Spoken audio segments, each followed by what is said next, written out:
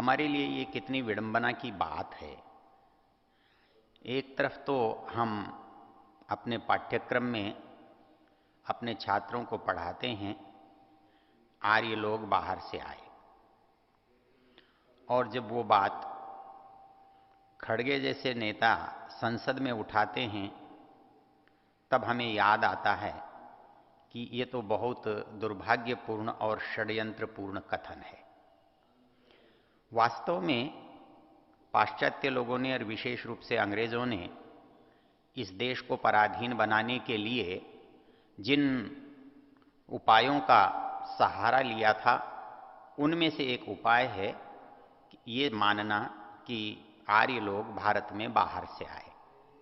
यह नितांत काल्पनिक बल्कि कपोल कल्पित एक सिद्धांत है और जिसको उन्होंने अपने यहाँ के विद्वानों के द्वारा प्रतिपादित करवा के प्रचारित और प्रसारित किया और हम भी उसको मानने लगे। वास्तव में ये इस देश के विभाजन का और इसके टुकड़े करने का एक षड्यंत्र है, उसी का एक उपाय है जिसे हम आर्य बाहर से भारत में आए ये मानते हैं।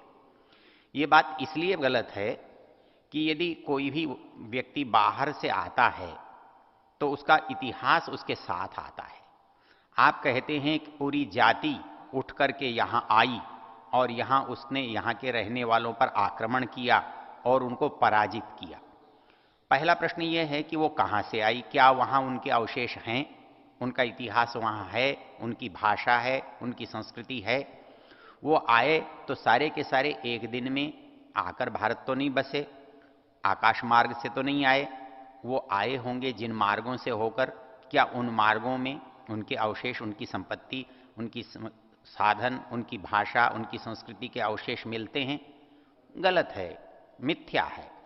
ये कहना कि यहाँ आकर उन्होंने आक्रमण किया, तो एक बड़ा प्रश्न उठता है कि आपकी दृष्टि में आर्य विजयी जाति है जिसने यहाँ आक्रमण करके इस देश पर अधिकार किया। तो आप कल्पना कीजिए कि जिसने विजय प्राप्त की हो उसके विजय के चिन्ह न मिले, इतिहास में उस घटना का वर्णन न मिले, लोक कथाओं में, दंत कथाओं में उसकी चर्चा न हो, कहीं कोई खनन में उसके अवशेष न मिले, कोई स्तंभ, कोई स्मारक, कोई काव्य, कोई इतिहास हमारे यहाँ न बना हो, सिक्के न चलाए गए हों, या कोई और महत्वपूर्ण घटना जो इतिहास में घटित हुई वो लिखी न गई हो। ये नितांत कल्पना है, क्योंकि हमारे पूरे इतिहास में आर्यों के बाहर से आने का किसी तरह का उल्लेख नहीं है। हाँ, यहाँ जितनी घटनाएं घटी हैं, और ऋषि दयानंद इसमें पहले प्रवक्ता हुए हैं जिन्होंने कहा कि आदि सृष्टि में जब मनुष्य की उत्पत्ति तिब्बत में हुई तो सबसे पहले मनुष्य इस देश में भारतवर्ष में आया और यहाँ उन्होंने इसका नाम आर्यावर्त और बाद में भारतवर्ष रखा। इससे पहले इसका कोई नाम नहीं था और यहाँ रहने वाले भी आर्यों के अतिरिक्त कोई नहीं थे। दूसरी महत्वपूर्ण बात, जो लोग ये मानते हैं कि यहाँ द्रविड़ और आर्य और अनार्य दो नस्ल हैं, गलत है, क्योंकि आर्य गुणवाचक शब्द है। हमारे यहाँ कोई भी आर्य बन सकता था, कोई आर्य से अनार्य बन सकता था, तो उसमें विभाजन कैसे हो सकता है? फिर जिनको आप अनार्य कहते हो, आप उनको अलग सिद्ध करने की कोशिश करते हो, किंतु आपके प्रयत्नों से पहले और आज तक उनके देवी देवता, उनके संस्कार, उनकी दिनचर्या, उनकी परंपराएं, उनके पर्व, उनकी घटनाएं, उनका इतिहास, उनके महापुरुष, उनका भूगोल, उनका इतिहास हमसे तो कहीं भी अलग नहीं है, आर्यों से किसी भी तरह से अलग नहीं है। इतना ही क्यों, उनके गोत्र, उनके पारिवारिक संबंध, उनके जो एक दूसरे से व्यवहार, एक दूसरे की भाषा, एक दूसरे की मान्यताएं बिल्कुल एक जैसी हैं, वो दो हैं ही नहीं। ऐसी स्थिति में ये कहना कि आर्य लोग बाहर से आए, ये एक षड्यंत्र का ही हिस्सा है। इसके साथ वैज्ञानिकों ने भी इस बात को प्रतिपादित किया और बताया कि आर्य लोग बाहर से नहीं आए हैं। आर्य गुणवाचक शब्द है और वो यहाँ जिन्होंने अपनी संस्कृति और सभ्यता को विकसित किया, पल्लवित, पुष्पित किया, फलित किया, वो यहीं के निवासी थे। यहाँ की ऐतिहासिक परंपरा यदि आप देखें, यहाँ के इतिहास की जो इतिहास की परंपरा है उसको आप देखें। आप कल्पना कीजिए कि वेद यहाँ पर हैं, वेद के बाद उपवेद हैं, शाखाएं हैं, ब्राह्मण हैं, आरण्यक हैं, उपनिषद हैं, मनुस्मृति हैं, कालिदास हैं। ये एक बहुत लंबी परंपरा है जिसमें धर्म ग्रंथों से लेकर के इतिहास, काव्य, महाकाव्यों तक की चर्चा है। तो क्या आप यहाँ अनुभव कर सकते हैं कि यहाँ कोई दूसरी जाति रही है और वो आर्यों से भिन्न है, वो आर्यों का विरोधी है? ऐसा नहीं है। इतना ही नहीं, ऋषि दयानंद ने एक अद्भुत तर्क दिया इस काम के लिए। हम बहुत सारी इतिहास की जो सामग्री है उसको ये मानकर चलते हैं कि इससे कोई चीज़ सिद्ध होती है। हमारे शिलालेख, हमारे ताम्रलेख, हमारे पुस्तकीय लेख, ये भी कम होते हैं। सबसे अधिक होता है हमारे जीवन में, हमारे समाज में, हमारे व्यक्तिगत जीवन से की परंपरा में कुछ बातें ऐसी होती हैं जो निरंतरता से चलती हैं, परंपरा से चलती हैं, और उनमें एक महत्वपूर्ण तथ्य और एक महत्वपूर्ण प्रमाण है हमारा संकल्प पाठ। हमारे संकल्प पाठ के लिए जब हम इसका विवेचन करते हैं, और कोई तरीका हमारे पास प्रकार ऐसा नहीं है जो हमारी चीज़ को पुरातन से पुरातन को बिल्कुल यथावत बता सके, लेकिन आर्यों ने एक ऐसी चीज़ को विकसित किया जो संकल्प के रूप में हमारे इतिहास को, हमारे भूगोल को, हमारी कालगणना को, हमारे पूरे संदर्भ संस्कृति को एक से दूसरे तक प्रवाहित करती हुई चली आ रही है। और उसका सबसे बड़ा प्रमाण ये है, कोई कहे कि आर्यावर्त कहाँ है, कोई कहे ब्रह्मावर्त कहाँ है, कोई कहे भारतवर्ष कहाँ है, कोई कहे उत्तर में है, कोई कहे दक्षिण में है, कोई कहे पश्चिम में है। इसका बहुत सरल और बहुत सहज समाधान हमारे पास इस संकल्प के द्वारा मिलता है। जब एक बार कहा गया कि ये हिस्सा आर्यावर्त नहीं है, ये दक्षिण आर्यावर्त नहीं है, ये तो द्रविड़ों का है, ये तो असुरों का है, ये तो अनार्यों का है, तब वहाँ एक बात समझने की है कि ये जो संकल्प का पाठ है ये रामेश्वरम तक, ऊपर हिमालय से लेकर के और पश्चिम से पूर्व तक पूरे भारतवर्ष में इसका पाठ किया जाता है। और प्रत्येक व्यक्ति अपने घर में जब कोई शुभ काम करता है, कोई समारोह करता है, कोई यज्ञ हवन करता है, तो उस समय ये एक संकल्प का पाठ करता है। और वो संकल्प जब पढ़ता है तो पूरी कालगणना के साथ पढ़ता है कि सृष्टि को बने हुए कितना समय हो गया, इसके कितने कल्प बीत गए, इसके कितने युग बीत गए, कितने इसके संवत्सर बीत गए, अब कौन सा समय चल रहा है, और भूगोल की जो परिस्थिति है वो हम कहाँ बैठे हैं, हिमालय के किस दिशा में हैं, हिमालय के दक्षिण में हैं, और किससे हम उत्तर में हैं, किसके हम पश्चिम में हैं, और हमारा स्थान क्या है। तो इसमें एक शब्द आता है आर्यावर्ते जम्बू द्वीपे भरतखंडे, अर्थात हम जो काम कर रहे हैं वो आर्यावर्त में कर रहे हैं, आर्यावर्त में भरतखंड जिसका नाम है उसमें कर रहे हैं, ये इसका बड़ा भाग जम्बू द्वीप कहलाता है, हम उसमें बैठे हैं।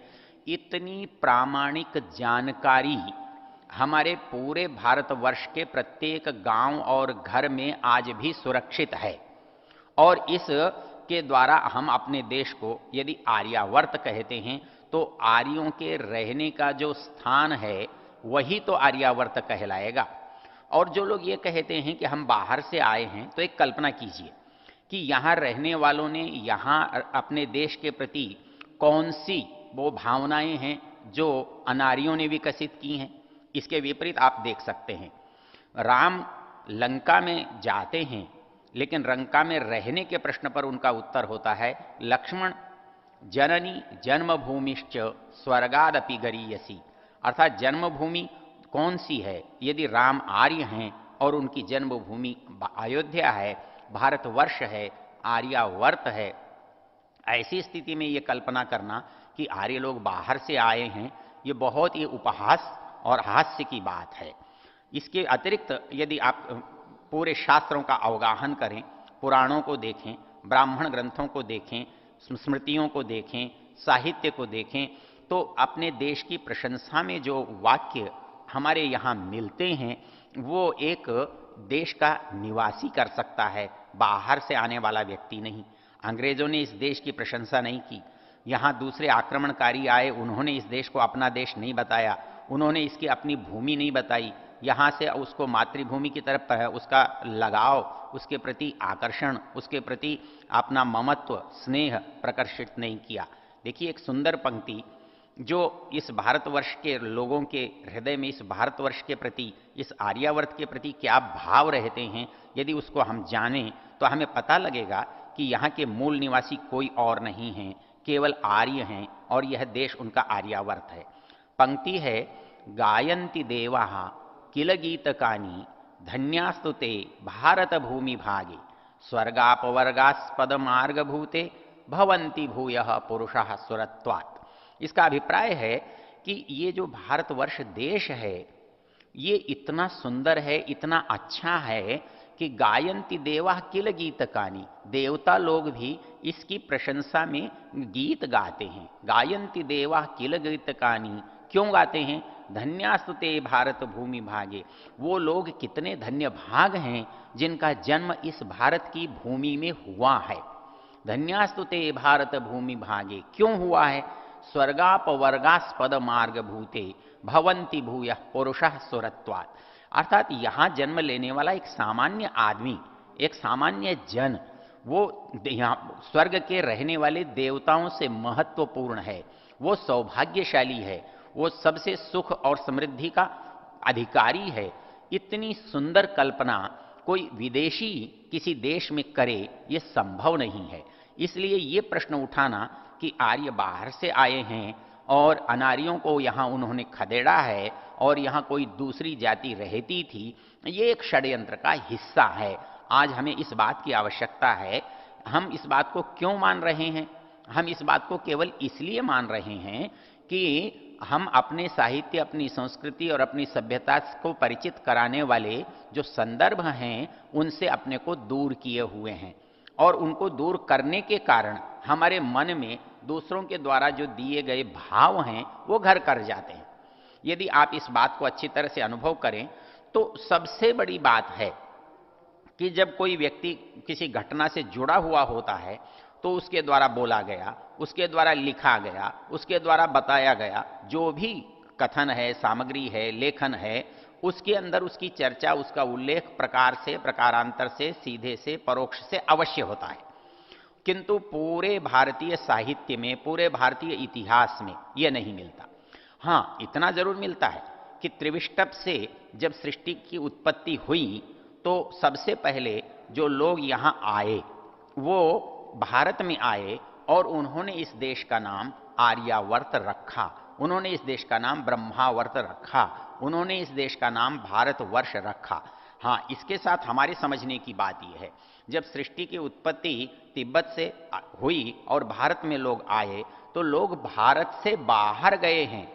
भारत के में आकर उन्होंने भारत में स्थान नहीं बनाया, यहाँ लाकर शासन नहीं किया, बल्कि भारतीय परिवार के लोग विस्तृत होकर के दूसरे देशों में गए। इसके प्रमाण हमारे पास हैं।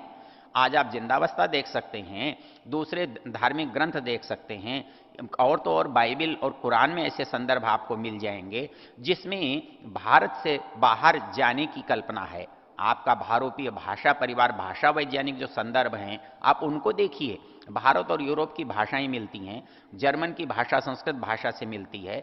तो ये सारा अध्ययन ये बता रहा है कि हम भारत से बाहर की ओर गए हैं, बाहर से आकर हमने भारत को पर आक्रमण किया है, ये नहीं है।